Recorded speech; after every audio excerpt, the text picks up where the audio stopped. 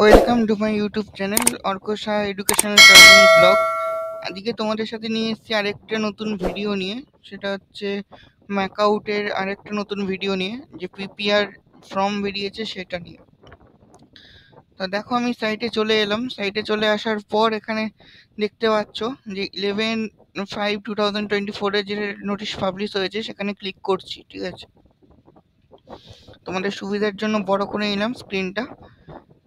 দেখো, এখানে লেখা আছে যে 11th of May commencement of availability PPR application forms in the university examinations portal. Last date of submission of form online by the students, verification by the college and fees submission for PPR application by the students through online portal. Fee for PPR is 200 per paper code. মানে এক একটা পেপারের জন্য 200 করে নেবে। ঠিক আছে,